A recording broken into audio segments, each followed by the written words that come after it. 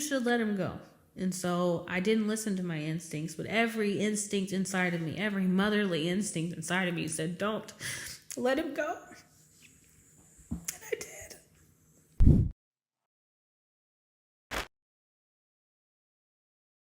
Hi, my name is Courtney. I am 34 years old, and this is my testimony of how Jesus has saved me time after time.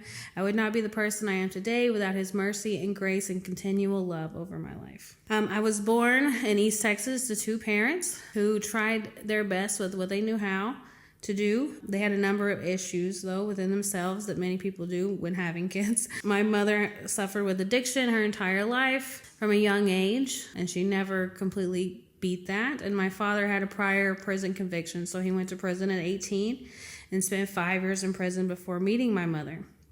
And once they got together, she was older than him, so she had already had my sister at a young age, at 17, and suffered through numerous trials, and she didn't even have the opportunity to raise my sister. And my father was just a young, good-looking guy doing all the young, good-looking guy things. And when they met, they fell in love pretty quickly, and they had me pretty quickly, but they had a number of issues following that. By the time I was born, they were cooking crack cocaine in their home. And my father was dealing drugs as well as doing other illegal activities. And so by the time I was 3, I believe we had been robbed. Because from what I was told, we were living the good life, selling drugs. Apparently my mother had rings on every finger. I had everything I needed as a little toddler. And then quickly all disappeared. We got robbed a couple times. We went into debt, apparently, and my father got into some trouble with some other guys. He got convicted of burglary of habitation when I was 3 years old.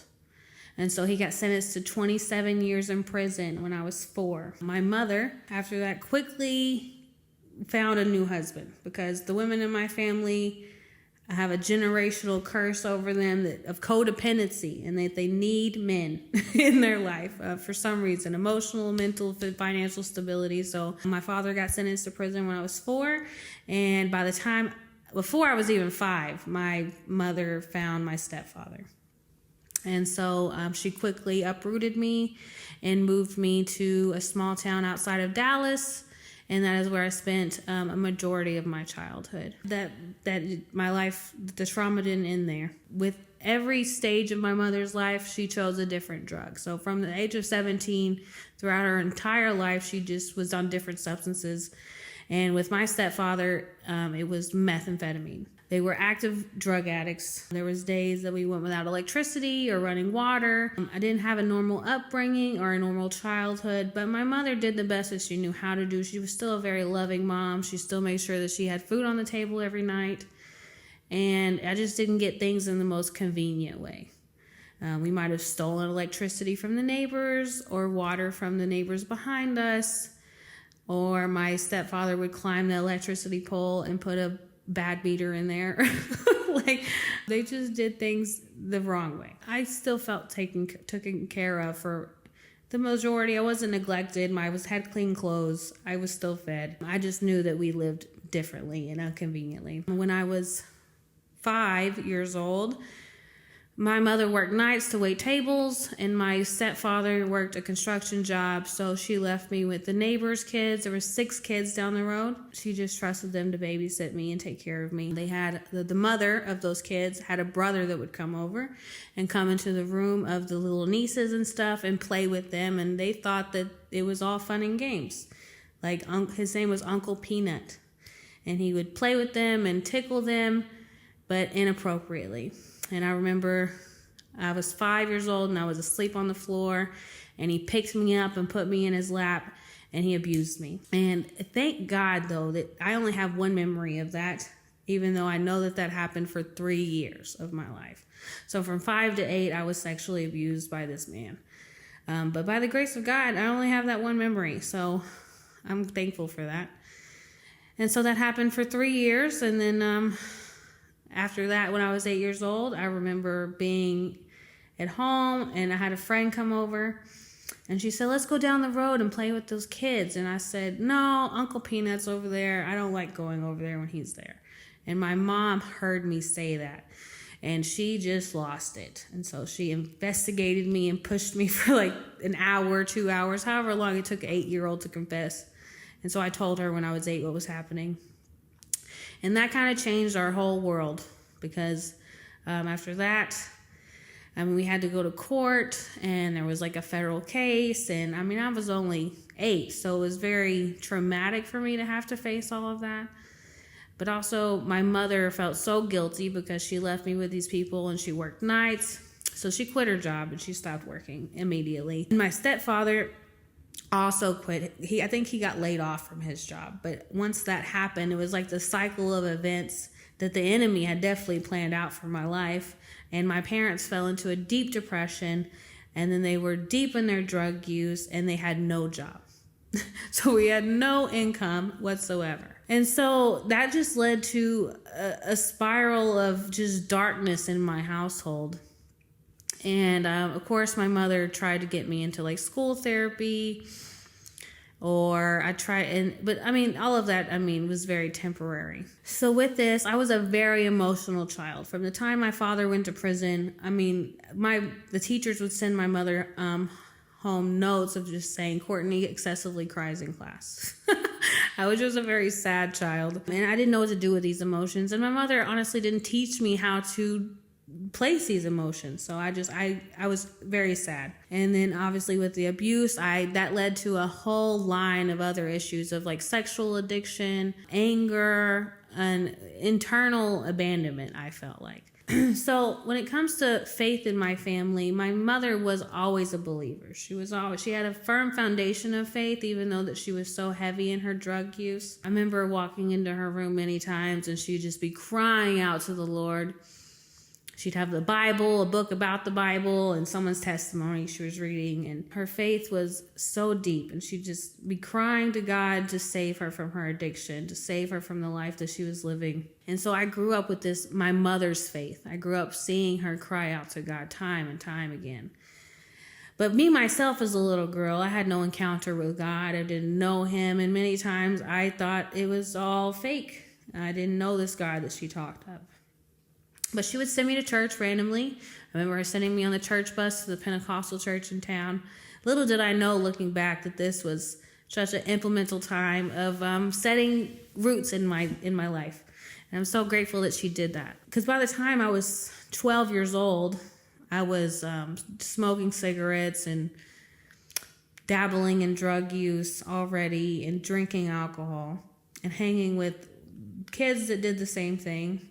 My mother had a habit of only letting me hang out with girls whose mothers were also drug addicted. My best friend's mom was my mom's best friend because they were both drug addicts. By the time I was 12, I had met my best friend and we were inseparable. And if we got in trouble, we got in trouble together, and we were just together all the time doing things that no 12-year-old should be doing. Every summer, I would spend my summers with my grandmother, which was my father's mother. And that's in West Texas. So I'd go all the way to Odessa and spend the summers with her, just sitting with my old granny watching old movies like Seven Brides for Seven Brothers, or what's the one where they sing? Yeah. They would just, and those were my summers. They were pretty boring, but I cherish those memories. And then one summer, God came through and changed my entire life. And I was 13 years old. I was 12 years old. I wasn't 13 yet.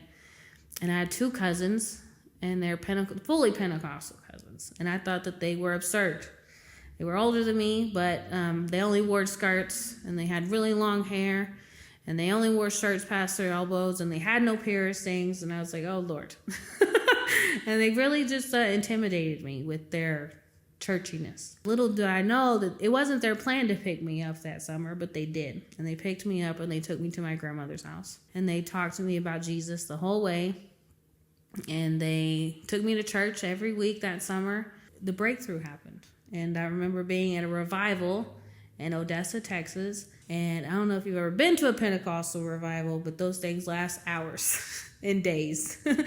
And so this traveling pastor was there, and he was going pew by pew by pew, and just calling people out however God led him to, and saying, oh, you have cancer, and oh, you have this, and just praying over them and healing them and delivering them. And here I am, just 12 years old, and he comes over to my pew, and I have a very sick cousin next to me, and I'm just like, he's not going to call on me, surely. I'm just nobody. But he does, and he calls on me to stand up in front of this whole church, and he says, you have things at home that you shouldn't be reading, and you have things that you are doing that you shouldn't be doing. And he very clearly calls me out on my sin. And then he moves on about his way, and I'm just sitting there kind of mind blown from what he's told me. Then at the end of that revival, he goes back up to the front and he says, if anyone wants to come up here and confess and repent, do so. And I just felt this strong calling to go up there. So I did, and I did confess. And I was just this little lost 12-year-old saying, I've been smoking cigarettes, and I've been looking at magazines, and I've been smoking weed, and I want to change. And so he just prayed over me, and he put his hands over me, and immediately the Holy Spirit entered me, and I started speaking in tongues, which I had thought was insane at 12 years old. I was like, this is nuts. But it happened to me, and once it transformed my whole life. And so from that moment, I knew that God was real, and I knew that he was there for me, and I knew that he was calling me out. And so I decided on my 13th birthday to be baptized, and I was. And my cousins were just like, well, just do it now. Just do it now. And I was like, no, I'm not. They're like, Jesus could come back tomorrow. And I'm like, yeah, but I'm going to wait for my 13th birthday. And so I did. And I rose out of that water, Holy Spirit filled, speaking in the heavenly language, and changed, forever changed. And I will never forget that. But that just was the beginning of a long road of warfare that I was never prepared for.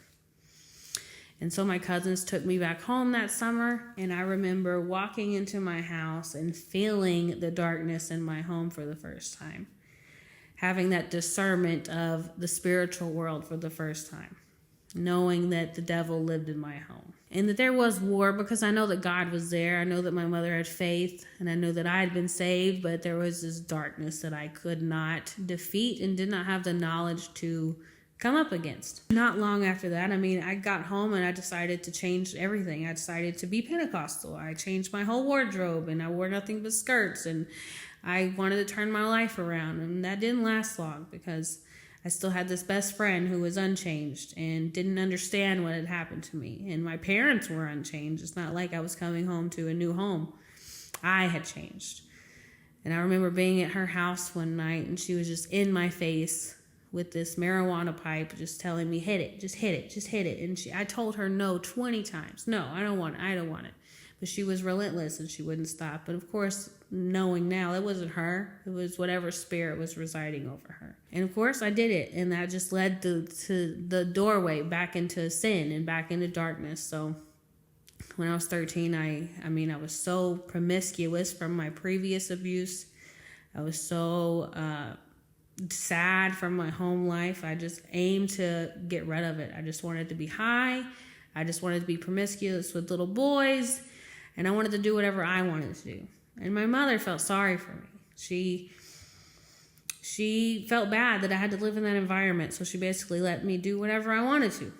I could run the streets. I could do what I wanted to, as long as I came home at night and she knew I was alive. She permitted my drug use. She permitted me drinking alcohol at that age, because in her mind, as long as I was doing it at home, I wasn't doing it elsewhere, which couldn't have been further from the truth. I was doing it everywhere.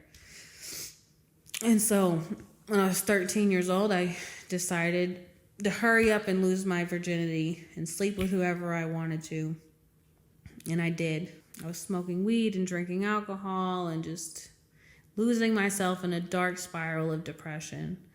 I even remember I started cutting myself because my friend was cutting herself. So I was definitely a follower, and I was just looking for relief in anything but the Lord, because I hadn't been taught to run to him.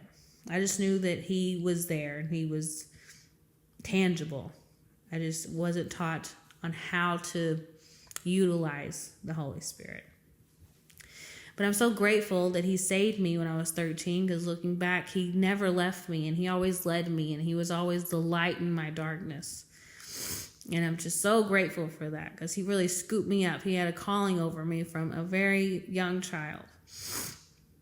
And so when I was 14, I went to a house party of my friend's house, who I thought was a friend. And her mother and her mother's friend had let us drink alcohol and invited all these older men over. And that is where I was so viciously date raped. I don't remember any of this. Thank God. I feel like God's mercy has just been over my memory my whole life. And I just know that I remember 1 minute and then I don't remember a lot of others. And I woke up and I know that I had been raped by at least 3 men, and I was 14 years old, and they did things to me that, according to the doctor, were just unspeakable. But I'm so glad that I have no memory of that.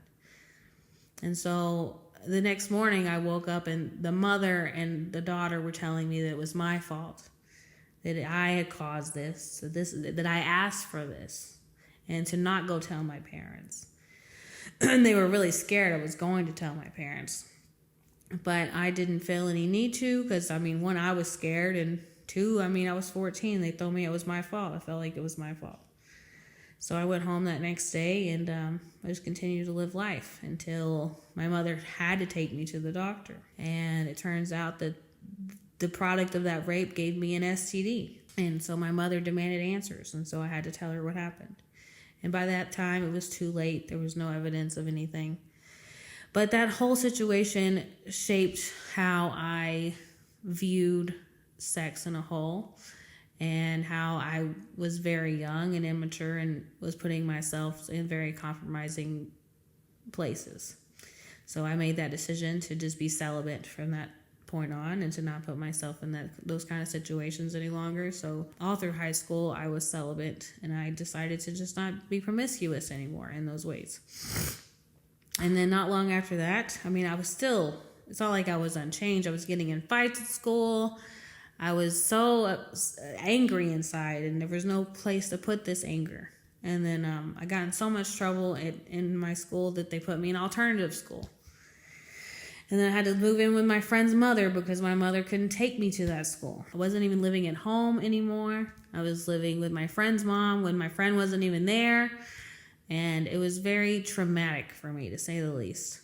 My mother, when I was 14, her and her sister, my aunt, got diagnosed with stage 3 ovarian cancer at the same time. And this changed the whole course of our life and the direction of our life. It also changed my perspective of my mother. I went from a very rebellious young teenager to she's my best friend and I don't want to lose her. So once she got diagnosed, we moved to East Texas for support because that's where my family is. And her and my aunt, her sister, went through chemo together, and they went through everything together and just trying to survive this. And through numerous testing, we found out that it was genetic and that all of us could have it. And then it was something that is in our bloodline. And so all the women in my family had to get genetically tested for the BRCA gene to see if we were predispositioned for it. Yeah, she just really fought her way through that. And my aunt only made it a year and a half before she died. The perspective of it was really different. My mother praised God. My mother praised God that she got cancer because that's what took her off the drugs and that's what took her out of that situation. And she felt like God had finally answered her prayers. And people would think she was crazy when she would say that, but she said that she spent her whole life in addiction and couldn't give it up until God made her do that. And sometimes God will put you in that situation of, sometimes we're so stubborn or our flesh is so weak that he'll just put you in a position to where you have no other choice because he loves you so much. And so that's what she felt like. She would tell people that it was an answered prayer. And it did. It really was, because she got to move back home with her family and she got to spend time with her siblings again. And it got her off of drugs. And so for the last, years of my mother's life, I got to know the sober her, which was a whole different person. And so when we moved to East Texas, I was only 16 years old, and it was a culture shock, to say the least. I grew up in a small town outside of a very big city, and I thought I knew it all. And then I moved to this little bitty hunky-dory town with very, I'm not going to say small-minded, but small town views. I'm going to say that they were just very humble people that didn't need much. And I thought that they were all stupid. And I, of course, quickly got humbled through that, because those were my family, and this was my new home, and these people were more than gracious and kind to me. But I wasn't very kind to them. I was pretty mean, and I kind of just wanted to make them known that they were below me. I kind of came in with this attitude of just self-righteousness. But I carried all these previous anger issues with me when moving to East Texas. It's not like any of it got dealt with, and now my mother was sick, and so I feel like my baggage just kept getting piled on my entire childhood. I mean, I used to tell people, like, my life has been nothing but turmoil, and it just keeps getting worse. That's how I felt. And then I made a couple good friends in high school, and we got into trouble together. That didn't change. And I just tried to enjoy my time with my mother and just settle into this small town that she had moved me into. By the time I was 17, I had decided to start being sexually active again, which wasn't a great choice by any means. I wasn't making the best decisions. And I had met my first little high school boyfriend, and we quickly fell in love, or what we thought was love. And then I quickly became pregnant with my first son at 18 years old, right after graduation. The relationship quickly became abusive, a mental and physical and just verbal mental abuse. We tried our best to make it work, but we fought all the time. And so by the time my son was 1, I had decided to leave him for good and move back home with my parents. And I mean, having my son at such a young age, I mean, he was my everything. He was my best friend. I'm just going to pause.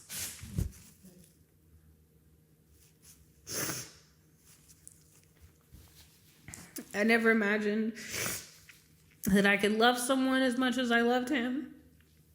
And we grew up together. I was so young when I had him. I had no idea what I was doing. And I didn't have much help. My mother was sick, and his father was, he was young, and he made his own decisions. And so I did my best, and I had a good job, and I worked, and I moved out, and I got my own place, and I just tried to be a good mom to him. And I'm just going to pause. It's hard to talk about him. So by the time I was 20, my mother had she's had cancer at this point, but for 5 years. And each year she got into remission, and it would come back, and so on and so forth, until she just couldn't take it anymore. And I remember I lived right down the road from her. I got this cute little house right down the road, so I wasn't far. And I just remember her calling me one night and saying, "I'm tired, Courtney." And I was like, "Well, just go to bed, Mom." And she's like, "No, I'm tired." And I knew what she meant by that, but I was not trying to hear that. Like, you're my mom, I ain't trying to let you go. Even though she had cancer for 5 years, and inevitably we knew it would take her, I was not trying to hear any of that. And so she told me she was tired, and 2 weeks later she died. And she was just done. She had been through so much, and so I had to let her go. And that was probably the hardest thing I ever had to go through at that time. She was my very best friend, and watching her slip away like that devastated me on every level. I was so angry with God at that time. I was so angry. I'm like, why would you take her from me? And I really had to deal with that. It was 4 months before I turned 21, so I mean, perfect timing, because I was legal to buy alcohol, and boy, did I.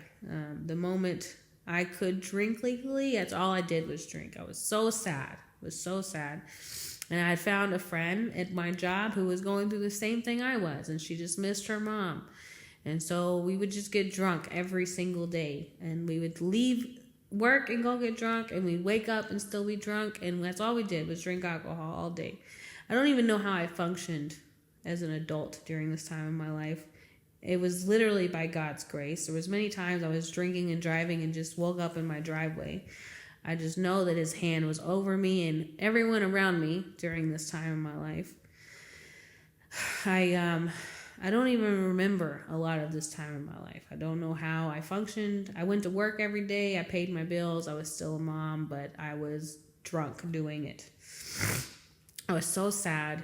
And then about after a year of doing that consistently, I realized I had a problem when I went to the store on a Sunday in Texas in the morning trying to buy alcohol. And they're like, ma'am, you don't even sell it today, you know. You can't even buy it till 9 o'clock or whatever. And it was like 6 a.m. And I was like, yeah, it's fine. I got some in the car. And I just get some ice. Like I started to realize that I had an issue. I also realized I was losing a lot of weight. And I wasn't eating. I was literally just living off of alcohol. And I remember being in my room one day.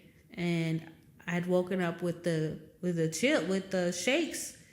And I knew that was a sign of alcoholism. And that scared me so bad. Because my mother told me my whole life, your alcoholism is in your bloodline. Your father's an alcoholic. Your father's an alcoholic. It's in the blood. It's in the blood. And that's what I heard in my head. It's in the blood, Courtney. And I was just like, I just got this like grand realization that was like, I have to stop. I have to stop or it's just going to get worse. Because both of my uncles, my dad's brothers are alcoholics. My dad was an alcoholic. So I knew that it was in a generational thing that I had to beat. So through that, I slowly stopped. I slowed down a lot, but also made the decision at that time to go live with my father. My mother was gone. There was nothing keeping me there. I had family, but I knew that it was time to start over. My dad had gotten out of prison when I was 16 years old. He had missed my whole childhood, but he always wrote me letters. He did the best he knew how to do to just connect with me. I mean, he literally wrote me a letter a week for 13 years. So he was definitely, he tried. And so when he got out when I was 16, he quickly got his life together. And he was in a stable position to where he could take me in. And so I made that decision. And to go live with him, I don't know, I think I was like 22 maybe. And I thought I had the support of everyone around me. I told the father of my child. I told his family. And they were like, oh, great. I was going to go back to college.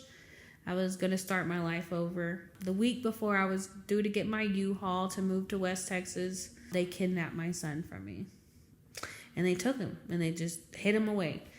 And I was just so flabbergasted how betrayed I was by his family. And they uprooted all my plans. I had sold all my furniture, gotten rid of my house. I'd quit my job. I had nothing to fall back onto. This really put a halt to what I felt like God was telling me to do. That led to me having to go to court and fight for custody. But I remember going to my aunt's house, and this is just how faithful the Lord is. And we were praying, and we wrote out a prayer, because in my family we write out our prayers. So we have proof of the evidence of when they're granted, you know, when God comes through. And I remember praying. Well, she wrote this prayer. She's like, Lord, you made the world in 7 days, and we declare and decree by the blood of the Lamb that you will give her baby back in 7 days. And in 7 days, I had my baby back. So they only kept him for a week before they were forced to give him back to me. But with that court decree, I also wasn't legally allowed to leave anymore. They kept me in that county, so I could not move to live with my dad. So I had to get another job. I had to find another place to live, and all of that was very difficult. And so I just fell back into my spiral, like I always did. I found someone new to date. I found a new job. And I just kept living life. I moved in with my boyfriend at the time because he felt sorry for me, because I had nowhere to go. So he just let me and my little 3-year-old move in with him. He was very nice to do that. And that kind of just halted my plans for 8 months, basically. I just went to work, dated this guy I barely knew, and just lived life. After about 8 months, we broke up. He worked offshore, so he would be gone 2 weeks at a time, and he'd say, well, when you have 2 weeks, to figure it out and go somewhere, and then when I get back, I was like, okay. So that night, I just prayed. Lord, what do you want me to do? And all night, I just had these grand dreams of living with my dad and going. And that it wasn't even my plan. I didn't want to. This was not something I wanted to do. I didn't like Odessa. I didn't want to live there. This was not something I chose to do. But I just prayed. And all night long, I dreamt of my grandmother, and I dreamt of this life in Odessa. And so I woke up the next morning, and he asked me, what are you going to do? And I said, well, God told me to move to Odessa. So that is what I decided to do. And legally, I wasn't allowed to, but I don't care. God is above the law. I was like, I'm going to do what he told me to do. So I just prayed. I tried again. I went to go to my son's father and just explained to him, hey, this is what's in the best interest of your child. By the grace of God, he was okay with it in that moment. And so he helped me pack my car and send me on my way. And I had $300 and a 3-year-old. And that's all I had to my name. And I drove 10 hours across the state on a whim and a prayer and hope for the future. And to move in with my dad and my stepmother and to change my life. And so I did. And I just cried the whole way there because this is not something I wanted to do. This is what God has told me to do. So I knew I was just doing it out of obedience. And it was really forced obedience because I had no choice. He had done, in a way, taken away all my other choices. So I got there. My dad set me up in his man cave outside, had a little kitchenette. It was just like a little mini apartment for me and my son. And I started over, and I realized a couple weeks in that I was completely and utterly lost. I had no idea how lost I was. I had no idea how sad I was, but I was so sad and so lost. And I had dug myself into such a deep emotional and spiritual hole that I didn't allow myself to feel all the feelings of losing my mom and being in this abusive relationship and just losing myself and who God had called me to be. So I really got deep into prayer. I started reading my Bible again. I started trying to form this relationship with God that I knew he was calling me to a higher purpose. I just didn't know what it was. So I just started being intimate with the Lord again. I lived with my father for about 2 years, and I just focused on me and my growth. And I went back to school, and I just focused on raising my son. So after just getting myself in a stable position and focusing on me and the Lord, I dated a few men here and there online that I met. And then when I was 23, I met my now husband on Plenty of Fish. It was an app on your phone. And it was nothing serious at first. I really had this mental intention of telling him, we're just going to be friends. Nothing's going to come of this. Obviously, that did not last. It changed very quickly, but I had my 3-year-old, and I quickly let him know, I'm a paired unit, and if you choose this life, you get an instant family. He didn't have any kids. He had never been married, but he was very stable. He had a good job. He had a good head on his shoulders, and he was just kind. And honestly, I don't think I'd ever experienced that kind of kindness from anyone. And honestly, he was the first man that didn't pity me. I feel like every man in my life just heard my story and felt sorry for me, and he didn't, because he had his own trauma. And he's like, boo-hoo. And I appreciated that from him, because he just looked at me like a person. We started dating, and he quickly gravitated towards my son, and he quickly just fathered him and loved him the way he deserved to be loved. We really took our time in our relationship. I feel like I had a timeline of how I wanted to do things, and I definitely met that timeline. We were together for a year before we moved in together, and then we were together for 2 years before we got engaged, and so on and so forth. But the one thing that really I want to highlight was when I met him. I remember on our first date asking him if he believed in God, and he said, no, I don't. He said, is that a problem? And I remember in my head saying, no, it's not a problem. But in my spirit, it was yes, it's a problem. Because I remember just in my whole life, the Bible saying Don't be unequally yoked. And if you look into that passage, it's not that it's a sin to be unequally yoked. It's just it makes your life and your walk with God that much harder. And it really does. It really does. And of course I told him, but it really wasn't a problem. I didn't think so because he had so much potential. And I loved him so much. He was just a good guy. It didn't matter that he didn't believe in God. He was a good person. But I did believe in God. And that was never going to change. If anything, I've changed more in our marriage than he ever has. So I give him props because he's just gone with the changes, and he's just flowed with it. And he's just had to adapt to it all. And so he took on the role of being a husband and a father, and we got married 3 years in, I believe. In 2018, we got married. And he loved my son, and we had a good life. I mean, we both had good jobs, and we were happy. I feel like for the first time in my life, I was happy. For the first time in my life, things were good.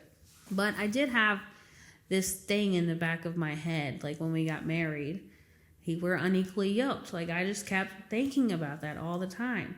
And so, of course, I'd pray for him. Of course, I'd talk to him about what I believed, and he's always been so respectful of it. He's never, ever put me down, never put God down. If anything, he said, I wish I could believe that. I wish I could experience that. So it's just been really fruitful conversations, and he's just always been really respectful of what I believe. And I've came to him many times and told him throughout the years, crying, just begging God and begging him to just, meet each other. God has perfect timing and all those things. And then we got married in May of 2018, and it was the best day of both of our lives. We tell each other all the time that we just wish we could redo that day because it was a perfect day. And then shortly after we got married, I got a dream, because that's how God speaks to me a lot of times, is through my dreams. And it was more like a nightmare. It wasn't a dream. It was, we were asleep in bed, and this dark spirit flew through my window and came towards my husband. And I sat up in bed in my dream, and I looked at this spirit, and I started rebuking it in the name of Jesus and just casting it out. And as soon as it flew to go out the window, my son came in my room, and it stopped, and it looked at my son, and it looked at me, and then it flew out the window. I thought that dream meant the enemy was coming to attack my marriage. I had just been married, so I just started praying over my marriage. But now looking back, I realized the significance of the warfare that God was trying to expose to me. That the enemy was coming after me, my whole life, everything that I created, not just my marriage, but everything that was important to me. And the fact that entity looked at my son and then looked at me and then flew out the window is such a significant detail. 3 months after we had gotten married, my son, I shared custody with his father, so he'd go to his dad's side and they'd go on vacation or do whatever. But that summer was way different. He had just celebrated his 8th birthday, and I had just given him a birthday party. I think we went to Hurricane Harbor, and then his aunt picked him up from there and took him back to East Texas. And that was the last time that I saw him. And I got a phone call in July 22nd of 2018 that there was a huge accident, and that him and his little cousins had been trapped in the cellar, and that they were playing with fire. And lo and behold, regardless of the details of what happened, he was burned over 80% of his body. And I just remember the doctors calling me and telling me, first I got a different story from his family. The one that was there and supposed to be watching him was not watching him. They were very neglectful, and they were not doing what they should have been doing. And she told me that he just had some burns on his chest. Lo and behold, they had life flighted him. And the doctor called me and told me how bad it was. And my husband had to pull over, and I immediately just started puking because I knew what that meant. That either my son was going to die or he was going to spend the rest of his life recovering. And so, but before that, God was warning me this entire time, because before that, 2 weeks before that, he called me, my son called me and said, I really want to go with my cousins out of state. It was in a whole different state, and it was in Arkansas. And I was like, I don't feel comfortable with that. I really don't want him leaving the state without me. I don't feel comfortable with that. And everyone around me thought I was being so overprotective. Everyone around me. Even people that usually would have been on my side were just like, maybe you should let him go. And so I didn't listen to my instincts, but every instinct inside of me, every motherly instinct inside of me said, don't let him go. And I did. And so I've had to live with that decision. And that's been one of the hardest things, is not beating myself up because I didn't listen to myself. And I listened to everyone else around me telling me that I was crazy or overprotective. Because I had just found out before that I was pregnant. I had 2 weeks before he died, I found out I was pregnant. We had just gotten back from our honeymoon. And on the way back, I took a pregnancy test, and we were just so excited. And I could not wait to tell him, but I was going to wait till he came home from summer vacation to tell him. And then that happened. And I remember dropping everything, and we had to drive all the way to Arkansas. And I was just praying the whole time, God, just keep him there for me. Just let me see him. Just let me see him. And God did, because God is so merciful. He's so gracious. And so we got to the hospital, and I saw how swollen he was, and I saw how bad he was, and they had already resuscitated him 3 times just to keep him alive for me.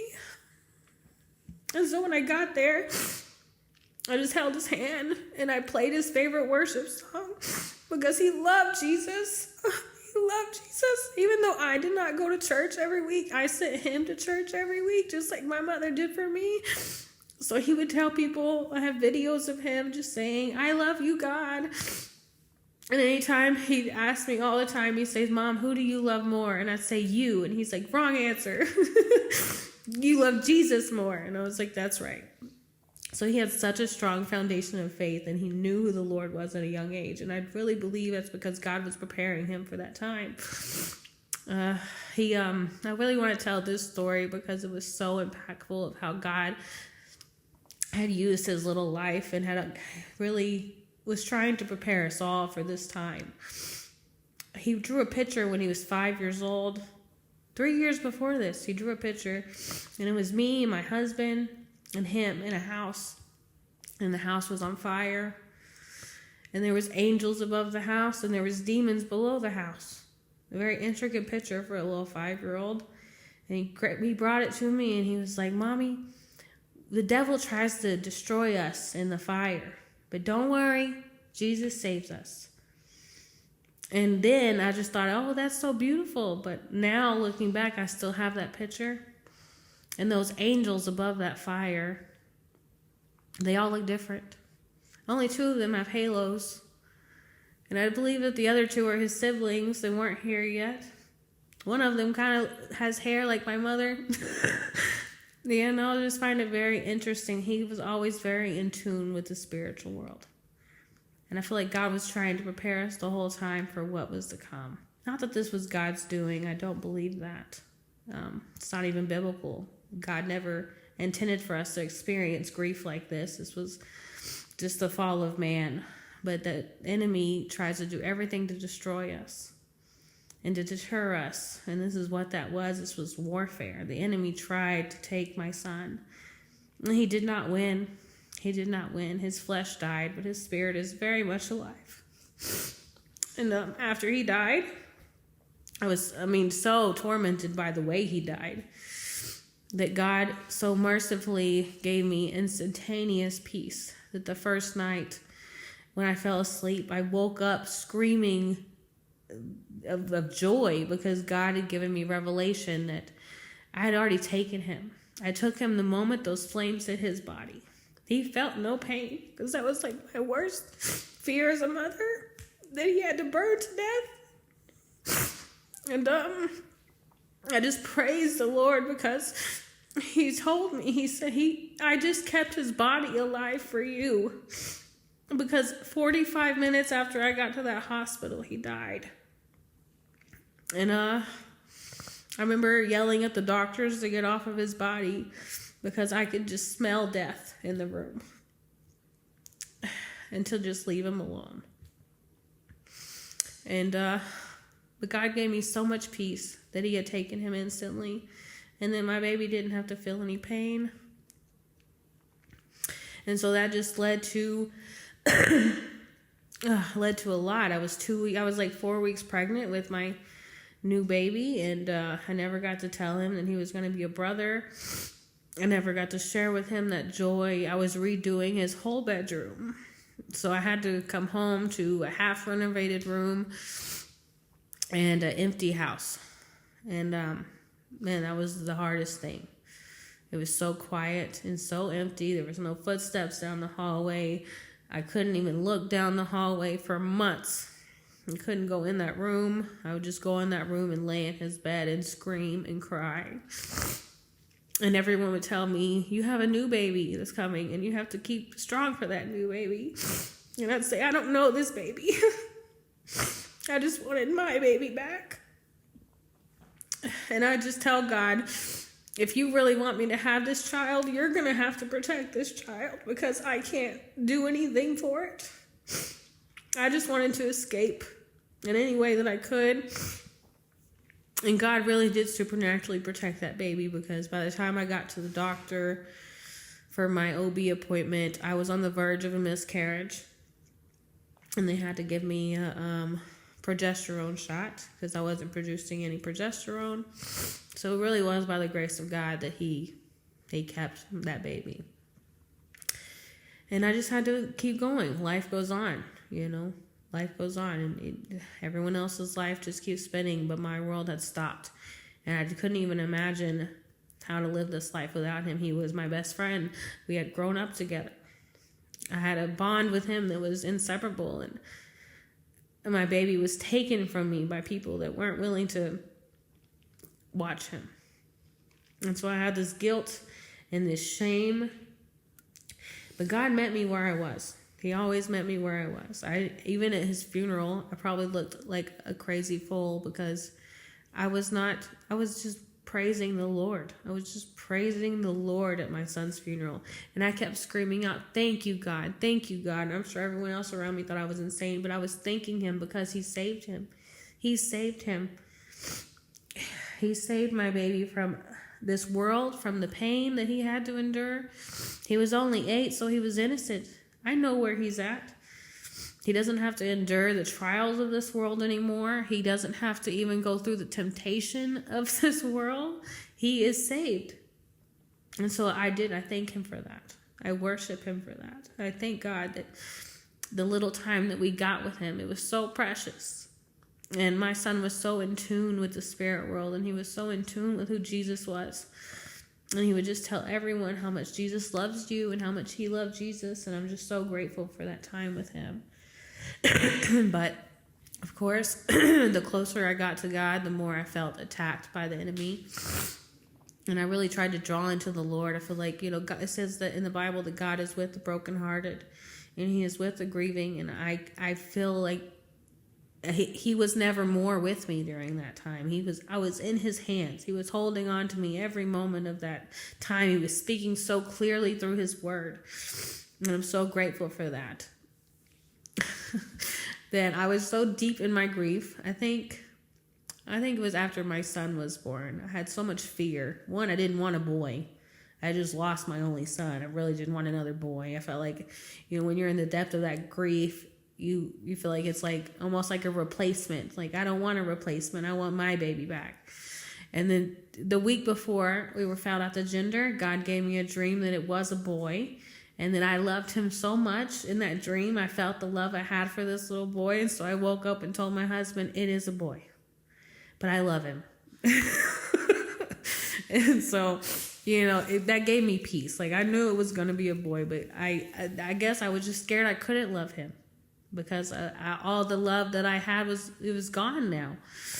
And I still have fears when it comes to my son, but I had so many about how I couldn't bond with him, how I wouldn't love him the same, how could I be a good mother to this child, all the things that the enemy just tried to instill in my head of doubt and fear and insecurity. I mean, that all was very much real. And so when I had him, it wasn't the same. It wasn't the same. I remember when I had my first son, Chase, I instantly fell in love. My heart was pouring out of my throat. I just this little boy was it was like this instantaneous bond. But when I had Sawyer, I felt like I gave birth to my husband's child.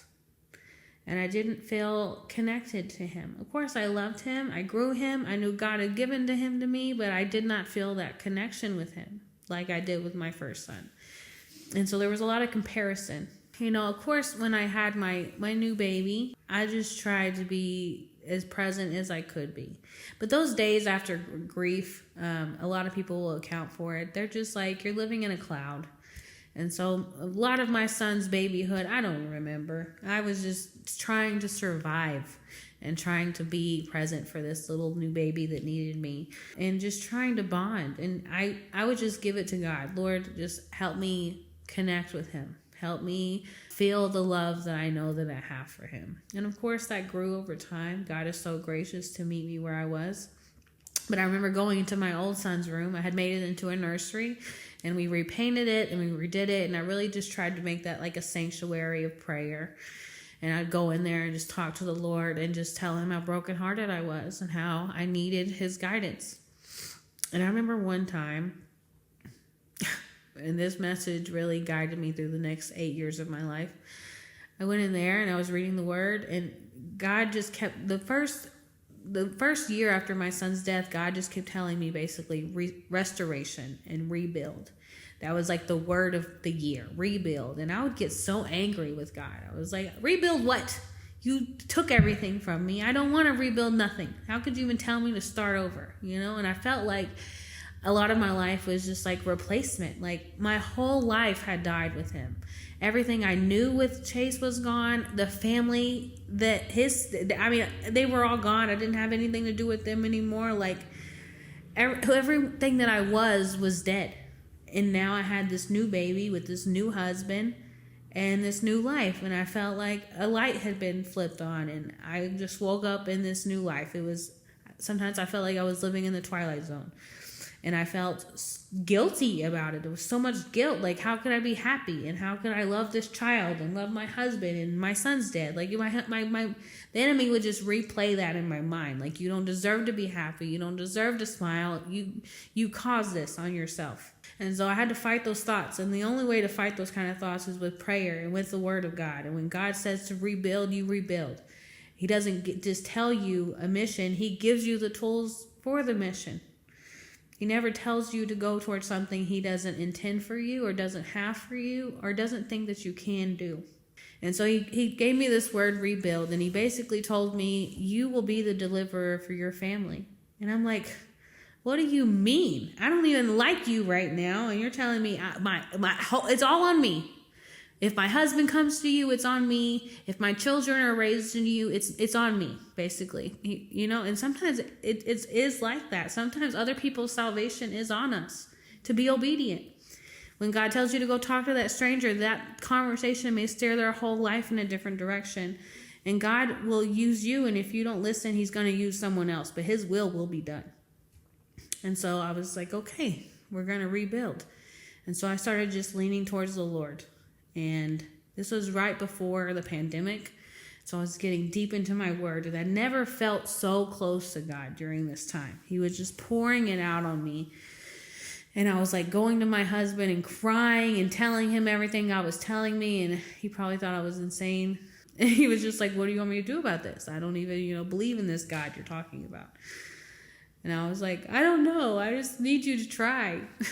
And so this was the road that I was on. And then, of course, this is like the pattern of my life. Like throughout my whole life, the closer I got to God, the enemy would just swoop in and detour me and discourage me and distract me. My whole life has just been about distraction after distraction.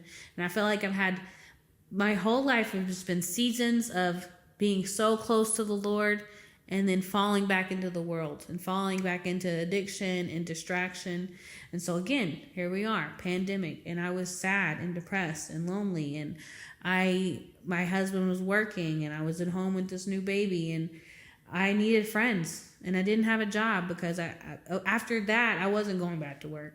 I was like, no one's watching my children, So I needed friends, and this was right pre, TikTok. This was where TikTok came out, and this is pandemic, and everybody's in their homes. So I jump on this app, and I found so many people like me, and I bonded really closely to a lot of women, and that honestly couldn't have been further from Jesus. And so there was like a part of me that was like drawn to this, like, what do you mean you're a witch? And what do you mean you practice New Age? And I'm like, no, I believe in Jesus. And like, I still love you, but I was so drawn to them. And so all I did every day was be on TikTok with these women, and we'd formed real relationships, real life relationships. And all my attention went from spending time with God and healing to spending time with these new people that I developed relationships with. It was started off with like 15 of them, and we'd be on live all day. And not just that, but I spent my whole life smoking weed.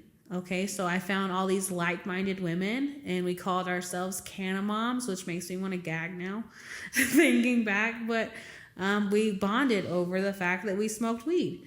And it was like this empowering thing that I felt because, one, I've spent my whole life in Texas where it's not legal, and I'd been the only one to do it. All my other friends never smoked weed, so I was, it was just a thing that I did. And then I find all these other moms that smoke weed, and it was like, it became an idol in my life. It was already an idol in my life, but it became a real big idol, the golden calf in my life, per se. Fast forward a little bit, my husband lost his job, and we needed a new direction in life. And obviously I was sick of that house because all it did was remind me of my dead kid.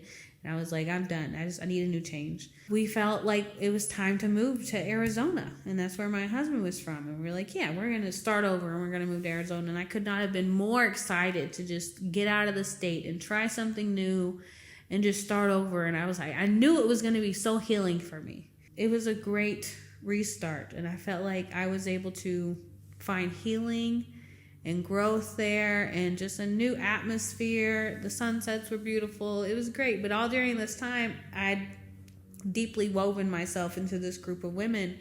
To the point where, I flew to Colorado and spent time with them. We flew to Washington. We had meetups. We were in each other's real life.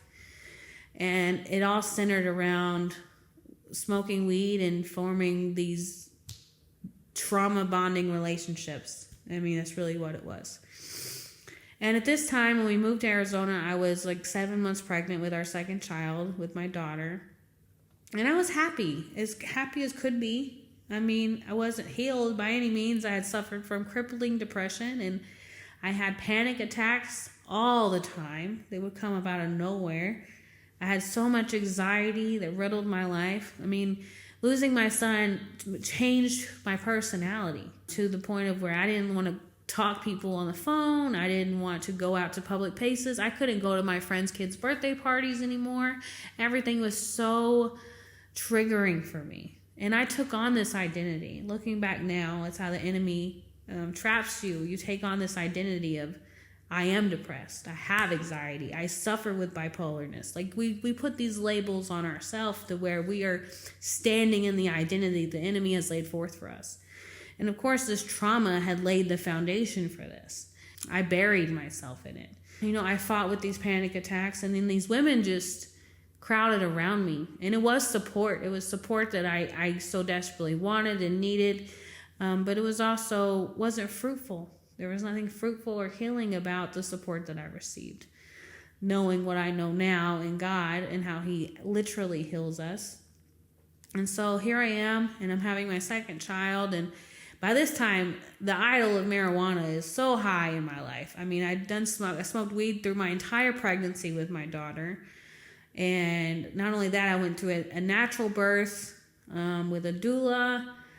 And I smoked weed during labor. I mean, it wasn't something I ever thought was a bad thing. My whole life, I never thought it was a bad thing. It's just a plant. That's what I thought, I didn't even realize it was an idol in my life. I was an advocate for marijuana. I was an advocate for pregnant people using marijuana. I would be on TikToks and lives encouraging people. I'd actually get mad if people quit smoking weed. Like, tell me that's not a spirit. It's just the life that I lived. And so I just felt empowered as a woman with this group of women. I felt empowered with who I was. But all the while, I never dabbled in their new age. I told them to not send me their crystals and none of that. But because I always felt like I've always had one foot in Jesus and one foot in the world. And I felt safe there. I could do what I wanted, but I still proclaimed Jesus with my lips. And that's what I did. And I used to tell them, and they respected me because of my beliefs, because I wasn't condemning them in their sin, and I wasn't calling them out in their sin. I was saying, hey, it's okay, I still love you, and Jesus still loves you. And I'm like, that's not even biblical. Like they are literal practicing witches. This is not something that we should condone. That's the lifestyle that I was in. And then time just kept going by, and then I was pretty, I'd say, happy at that time, just dealing with the effects of depression and anxiety, but living life pretty moderately. And I had gotten a part-time job at a restaurant, and I worked on the weekends. So it was good. We were making a little extra money. And then one day I was just like, I ain't talked to Jesus in a long time.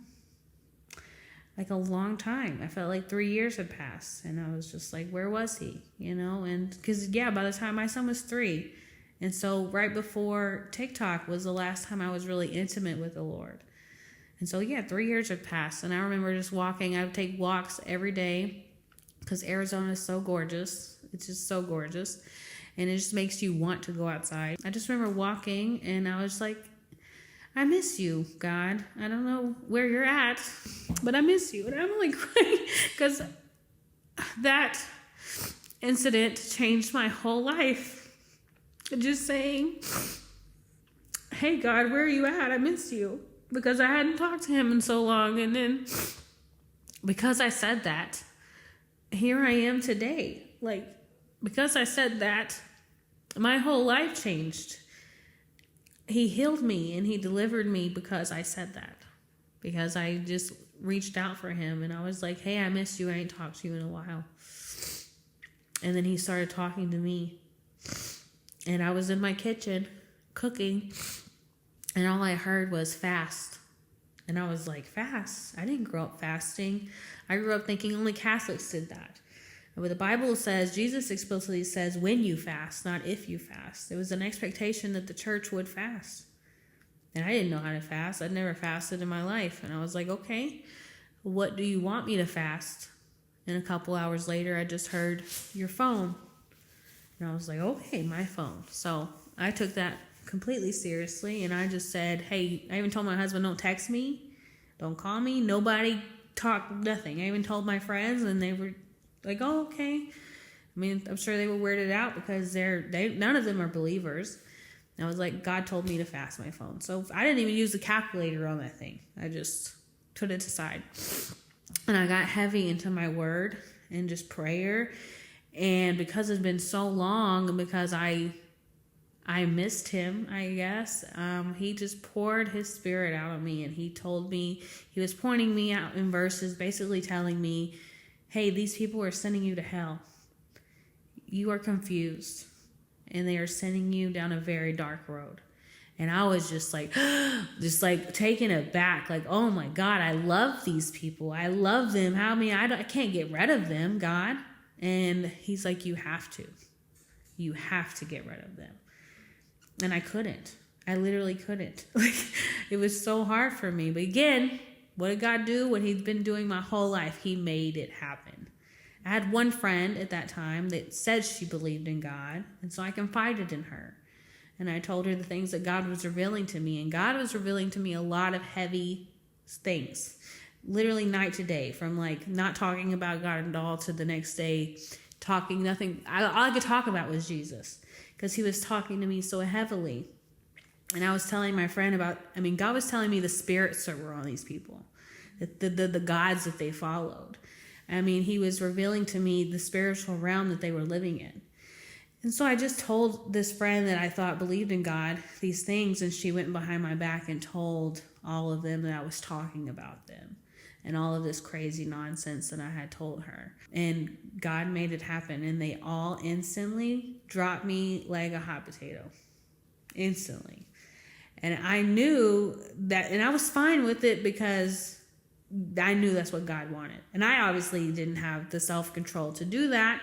So God made it happen. Like every time in my life, he will make it happen. If I have delayed disobedience, well, he's just going to figure it out. And so he did.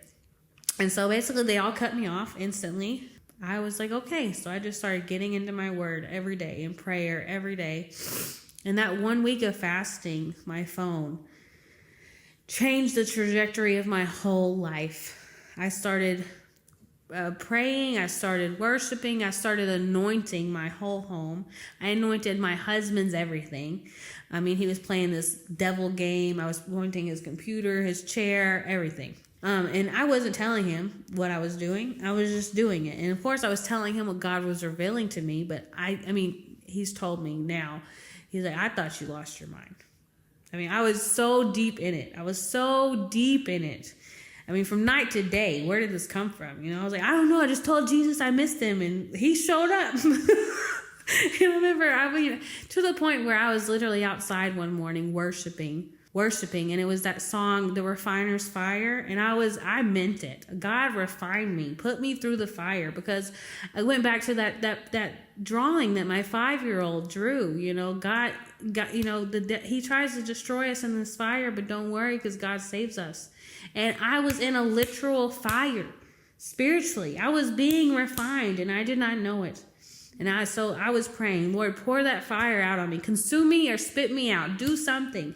And I was ready for that change. I was so hungry. My spirit was so hungry for the living God, because I knew God. He saved me at 13 years old at that altar. I knew him.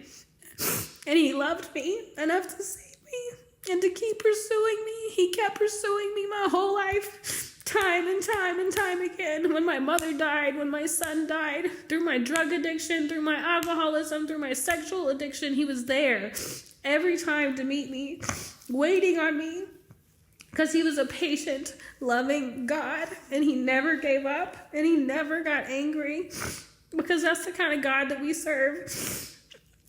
And he was there, and I remember worshiping and praying that Refiner's Fire song, and I look up in the sky, and there are Hebrew letters in the sky, in the clouds.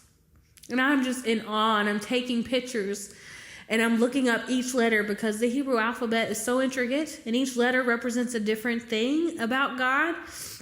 So I'm just like, God knew I would know those were Hebrew letters, because I was looking into the Hebrew alphabet and like the origins of the Bible and all of that. And I remember going inside and showing my husband. I said, do you see that? Do you see that? Those are Hebrew letters. And he's just like, okay. He had no idea. And of course he couldn't see it, but I saw it. And I was looking up, I have it written down, but everything that God was telling me was direction for my life, like the open door, like that Tav. I think Tav in Hebrew means the open door, and like every letter was just so symbolic of what he was speaking to me. My husband was over here thinking I was losing my mind, but I knew that God was transforming me. And to the point where in my sleep I was praying while I was sleeping. I'd wake up praying. I'd wake up literally praising his name. There was something very supernatural happening in my life at this time. He was fighting for me when I didn't know how to fight for myself. Literally in my sleep, I was fighting demons. God was fighting those demons for me.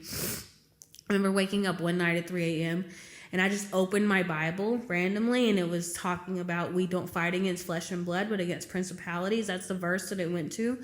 And so I just started praying at 3 a.m. But every night I was being woken up in warfare. There was a deep war happening for me. And then one morning I woke up and I just felt different. I don't know what had changed, but something had changed.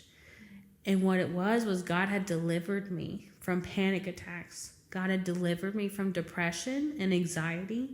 And from this day, I have not had one panic attack, one depressive episode in almost 3 years. So God delivered me. He not only just delivered my grief, he transformed my grief. Because I went from mourning my baby to knowing that he's alive. And I think sometimes we're so in this fallen world, and we're so in our flesh that we tend to forget that we are spiritual beings before we are fleshly ones. And that God tells us that this is not our home, that we are not of this world. And so God had to make it click in my mind. He is not dead. He is just alive in another realm. He's with me. He's just not in the flesh anymore. He is not dead. And if we as Christians believe that, then we have to grasp that wholeheartedly, that when you lose someone, they are not dead. That they are very much more alive than you and me sitting here. And so once that clicked for me, that changed my whole view of grief. That changed my whole view of missing my son. And it doesn't mean that I don't get sad. Of course I do. But I do not have depressive episodes. I do not have crippling anxiety. I do not suffer with panic attacks because God delivered that from me. That's what he was fighting in the middle of all those nights I couldn't sleep. That's what he was fighting. And he won and he prevailed because he is victorious.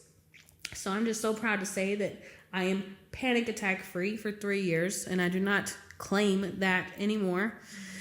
But I knew that morning I woke up that something had changed and something was different. Also, my desire to get high had changed. I felt very convicted that I needed to lay down my fleshly desires. That week that I fasted my phone, I felt God telling me to give up my vape.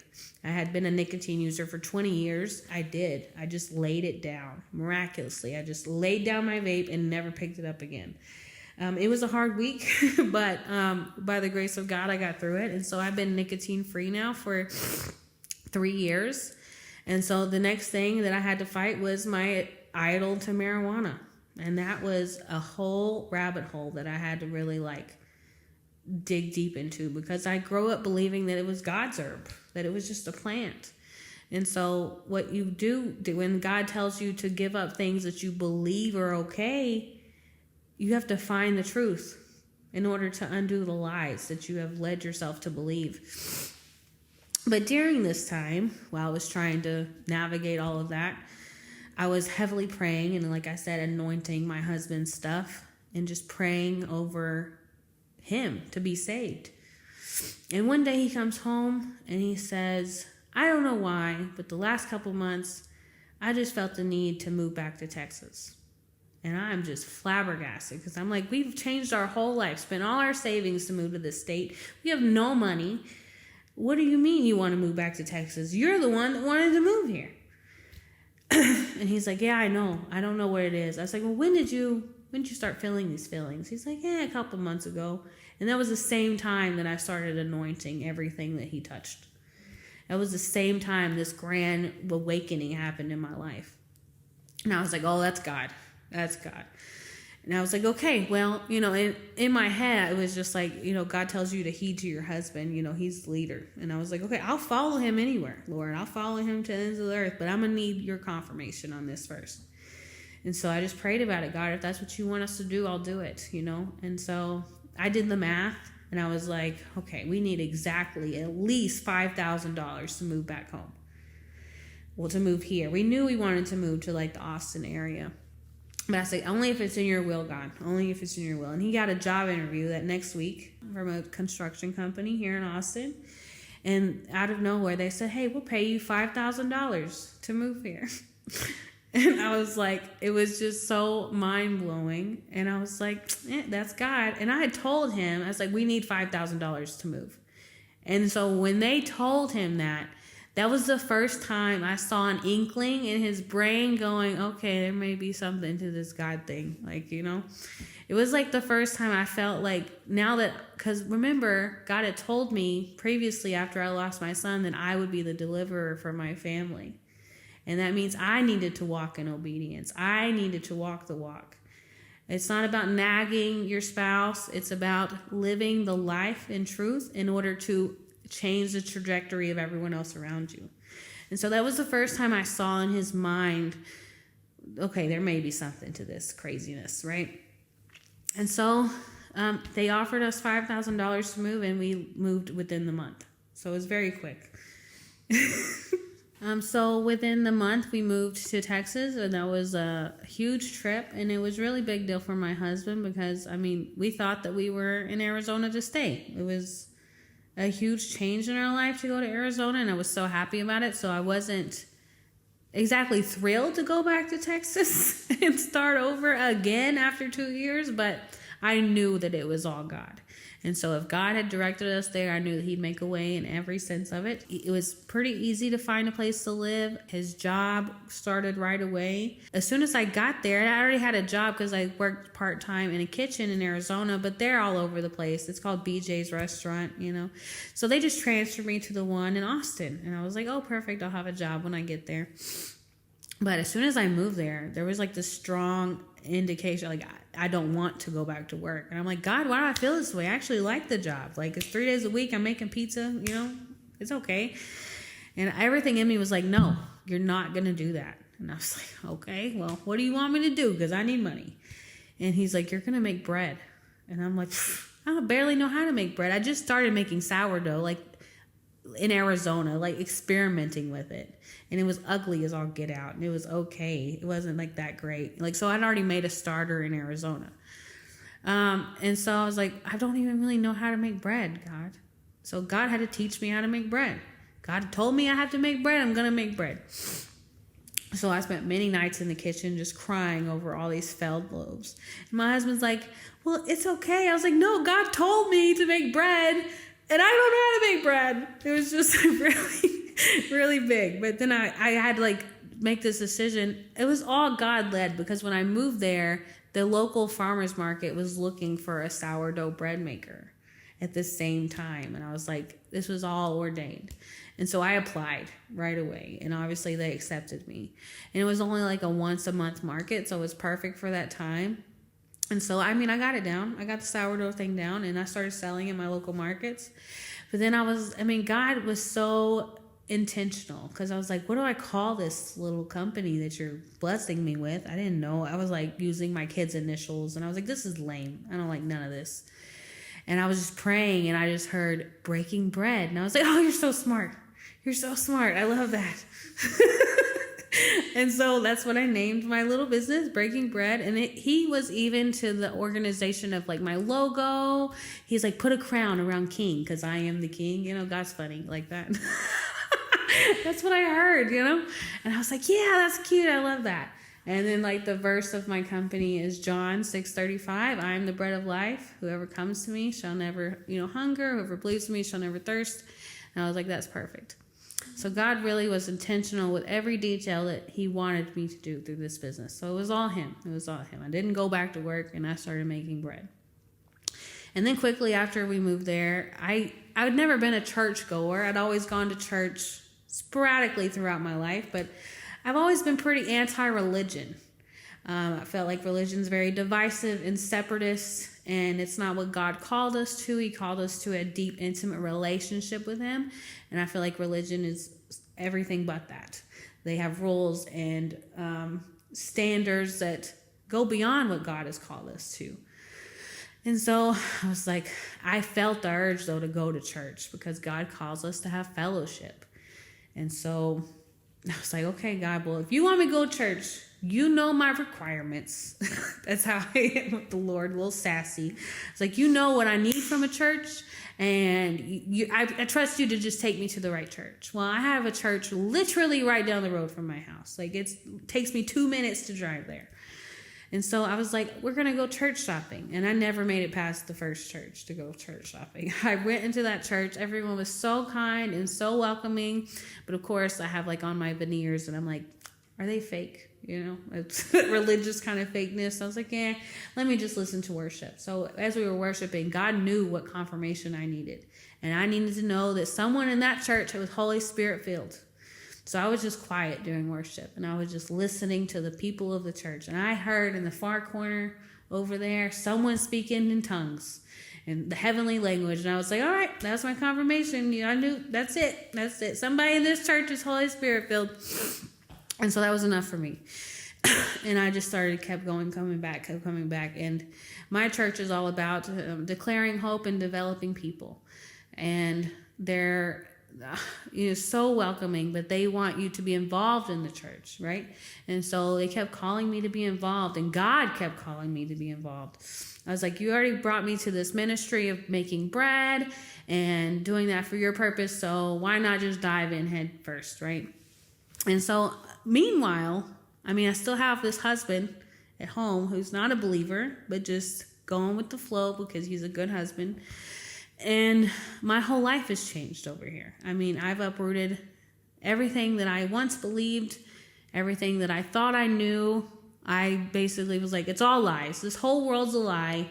Everything we do is a lie. And at first, when God woke me up, I think a lot of us Christians go through this. I went to this deep religious standpoint of, all the pagan holidays and everything we shouldn't be doing. And and I think that's exactly where the enemy tries to come in, right, and cause confusion and in that snare of religious spirit, right? So I definitely dove deep into that. I had a lot of condemnation. It was like God had woken me up and I was judging everything around me really hard. And my husband's like, you got to slow down a little bit. Like, I don't think that's what God was meaning about all this. And I was like, you don't even know God. And so I think a lot of us go through that. And I'm so glad that God is so graceful and so merciful that he guided me towards his truth and the word of the truth. And, that not everything is so, I don't know. I felt like as God was revealing the truth, the enemy was blinding me with lies at the same time. That was the first year that I was like, we're not celebrating Halloween anymore, which we still don't. But we're not going to do Easter. We're not going to do Christmas. Like, I was going through all of that, right? And my husband's like, no, we're not doing all this. And so I really had to take a step back and go to the Lord. And I was like, I don't want a religious spirit. I want a heart for you.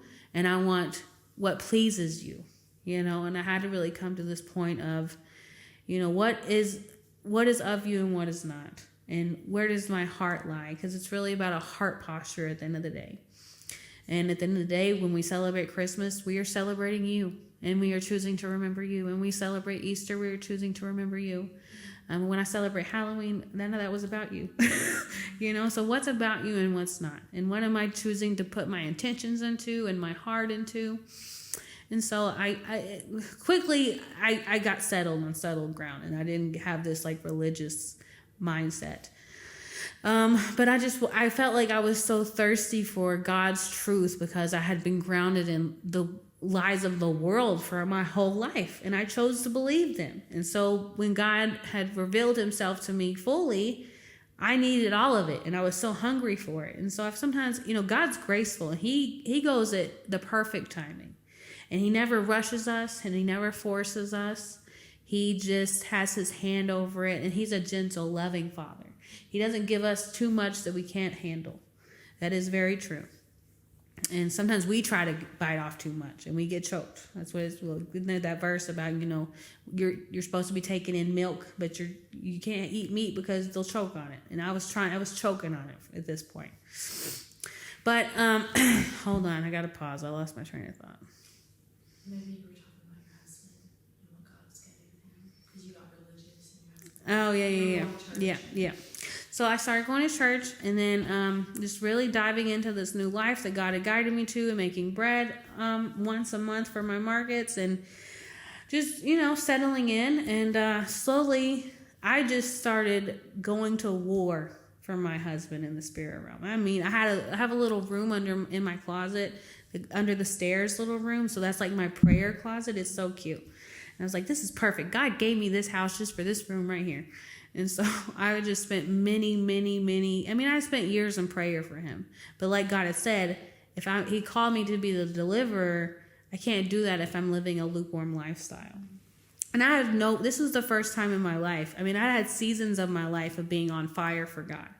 My whole life looking back, there's always seasons of feeling that closeness of the Lord and him really talking to me. And then I quickly just go back to the world. But this was the first time, no, this was the last time that I was like, I'm done. I'm done with the world. I'm done with the idiocracy of the world. I'm done. I only want you, all of you, and nothing else. And I haven't looked back since then. And I won't go back. It's been almost 3 years. This is the longest. I'm on this train till the end. And so I was just going to war for my husband. And I was just praying in the spirit. And I was just trusting, because I didn't even mention this. 7 years prior, when God said I'd be a deliverer for my family, he gave me a dream of my husband surrendering his life to the Lord. So he gave me something to hold on to. And so I would just pray. You told me, remember what you said? I'm holding you to it. God does not lie. And so that's what I held on to. And I knew that he would deliver. I didn't know when. Sometimes I got scared to be we were old. I don't know. I just knew that God told me it would happen. And so I just started seeing God slowly. The seeds that were planted, I saw them being watered. I saw the tides changing in his life. And he went through a really dark period last year. I mean, with his health, mental, everything. He was being severely attacked. And he had no faith to stand on. So he was so terrified by the trials that he was facing. And all I could do was pray for him, to the point of, God had been working through him, even in Arizona. He was having really bad panic attacks. And one night he's like, pray for me. And so I did. I prayed for him, and God showed up supernaturally in that bathtub. So that was the first time he ever felt the presence of God over him. And so I always used to say, I still say it, we're married. We are not two, but one. So we are one person now. And so the closer I get to God, I'm dragging you along. You ain't got no choice, buddy, And that's what I would say. And so I saw God just slowly watering those seeds. And, he started watching Christians on YouTube, and he started watching. He's a very analytical thinker, so he needs proof of things, right? And he started watching this Christian archaeologist kind of guy, and proving the Bible. And he was like, wow, I didn't know this, and I didn't know that. And I was like, I acted like I did, but I didn't know it either. That was amazing. And I was like, yeah, see, you can prove the whole Bible, and you really can. You can prove the Bible. It is not unproven. This is not just stories written by man. This is proven. Each story correlates with another story. It's not like these were hundreds and years apart, guys. The Bible is real. And so he just started having these revelations, and he started seeing the proof of the Bible. And then, 7-8 months ago, he asked me, he's like, I think I want a Bible. And I'm just like, I'm like this, when your kids don't eat nothing but chicken nuggets, and they ask for a vegetable, and you're like, oh, okay, cool. Here's, you like it? Oh, okay. That's how it was. And I was like, oh, you want a Bible? Okay. What kind of Bible do you think you want? Just kind of acting really, really lightly. And inside I'm just jumping for joy. And so we got him an archaeological Bible, and it has the Word of God, obviously, but it shows all the maps and the history and everything. And I was like, that's perfect for him. And then we left it at that.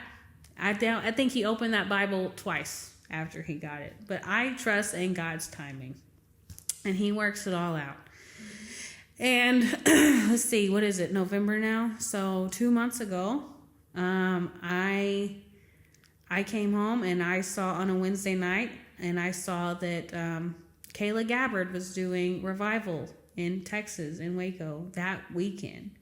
And this is someone I'd followed on TikTok for over a year now, and I knew that she was doing the Lord's work. But this was also someone that his dad was talking to him about separately. She's like, you should look up this Meet Me in the Water revival. And he kept mentioning it to him. And Adam's like, oh, okay, whatever. And then I was like, hey, this Kayla Gabbard's going to be there on Saturday. And he was like, oh, that's the girl that my dad keeps talking about. I was like, well, I think you should pray about it. And I'm going to pray about it. But I really think that you should go. And I left it at that.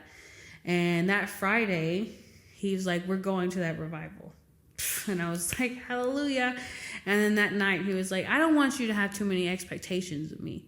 And I was like, oh, I don't have any expectations of you, but I have full expectation on my God to move, okay? Full. And he will not disappoint, because he has never done so. And so we drove 3-4 hours to Waco and we picked up his dad because his dad wanted to go. And that was probably the best day of my life besides having my children. And I knew that God would move. You could feel the tangible presence of the Holy Spirit in the air. People were being saved. It was like over 3,000 people that got baptized that day, that weekend in Texas. They came from all over the world. You know, she does these revivals every month in a different state. And I mean, they're so intentional. They're not just dunking people in the water. They're prophesizing over your life, and they are casting out demons, and they are healing. God is healing people in these waters. And I saw that. I heard the demons screeching, and I saw people being wheeled in and walking out. I saw God's presence move. So I knew that my husband was going to feel the love of God that day. And so they waited in line, and I was just so happy. I was just so happy. And so the time came, and his father and him and my son, but you know, my son's innocent. It didn't really matter. But my son and him, they all got in the water and they all got baptized together.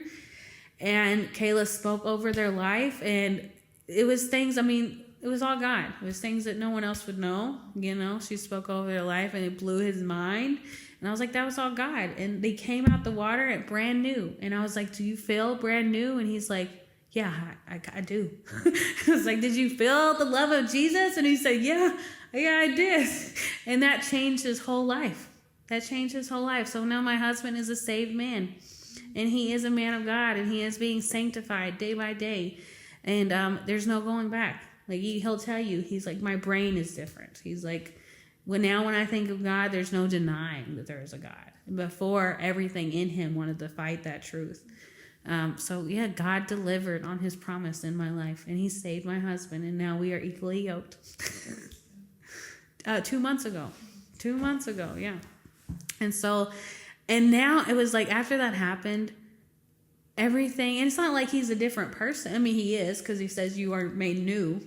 And I definitely feel like I have a new husband, but he's still my husband. He's still the same personality. You know, he's still him, but he is made new. He has a new heart. He has a new mindset, right? Like God does renew us. And so I also felt like after that happened, like my household is whole, right? That there's no division anymore. And not that there was tangible division before, but spiritually, of course there was. And now there isn't. There's unity. And now when I pray over our marriage, it's a different shift in the atmosphere, right? And when we pray together, I can feel that the enemy's mad. And I want him to be mad. Be mad. And so it's just a different level of protection and security that I have that I've never felt before, that I've been praying for 10 years, because that's how long we've been together. So I'm so grateful to God for what he's done in my life. So grateful. And then, I'm very involved in my church. I make the communion bread for my church every month. And that's just something, the blessing that I offer to my church, because, God has given me so much. Anything I can do to just give back to, like, the kingdom, I'm willing to do. And then he started calling me to do small groups. And I was like, my house is kind of tiny. And, no excuses for the Lord. He will make a way. So he's just been gently nudging me the last 4 months to do this. And I was like, I don't know how I'm going to do this. I even started looking at small groups to join elsewhere. And God's like, that's not what I'm calling you to. You need to do your own. And so I met with my pastor last week, and we're going to do a Sunday night small group at my church. And I'm gonna organize it all, and we're gonna do verse by verse studies. And I'm really nervous, but I'm very excited, because if God has called you to it, he will walk you through it, and he will give you the tools to do so. And there will be purpose in it. There will be fruit in what God is calling you to do. So I'm expecting for sanctification within my church. I'm expecting for new members. I'm expecting for wisdom to be poured out onto people as we go through the Bible. So I'm very excited about what God is doing in my life. And I just give all the glory to God, because he is good. And I have a lot of things, that have happened. I've had family members that have rejected me through this. I have people that I've had to get rid of, but it doesn't come without cost. See, salvation is free, but sanctification will cost us everything. And it will. It doesn't mean it's easy. It's not an easy walk. But it's worth it. It's worth it. I feel more free today than I ever have felt in my entire life. When I was doing drugs and being promiscuous and living the life that I thought I wanted, I was in bondage. I was in chains. And I am free now. I declare victory and freedom because God has poured that out for me. I don't have the addictions to my flesh. I don't succumb to my flesh anymore. And I just want to declare the freedom to everyone. And I know that to a lot of people in my life, I probably just look like a blubbering Jesus idiot. And that's okay. That's okay with me. But all I want for you is salvation. All I want for you is to feel the freedom that I feel. When you're over there suffering with anxiety and depression, you don't have to. You don't have to. God can free you from that. When you are bound in addiction, you do not have to. God can free you from that. There is nothing too small or too big for our Lord. There's nothing. And that is what I want to declare. And it is not about judgment. It is not about what you think you're too far gone. He says, come as you are, but you will leave changed. You will leave changed. You will not stay the same when you are in the Lord. When you are looking after him, he will change everything about you because he will call you to be who he has made you to be, not who you claim to be, not the things that we put over our own lives. And so that is my journey. That is my walk. I just yearn to be sanctified. I pray those dangerous prayers. I pray them because I want them. I don't want to succumb to my flesh anymore. I don't want to drown myself in the world's problems and anxieties. We have so much more that God has called us to that isn't about us. Our journeys are rarely about us, but it's about other people. It's because he says that his desire is that no one shall perish. And so if my testimony can help one person just come to the Lord and say, hey, I miss you. Hey, where are you? Then it's worth it. It's worth it. And I wouldn't change anything about it, even the worst parts of my story, because they got me here. And my relationship with God is the most important. It is, because without him, I'd be nothing. I'd be nowhere. I'd be lost and bound and depressed and still very much in this world thinking I was happy. And you can have happiness without God, but you cannot have true joy without him. And the true joy abounds it all. The freedom that I feel walking with the Lord surpasses all understanding. And so I just declare Jesus to you. And that if you have any desire in your heart to know him, just reach out to him and say, hey, I miss you. Where are you?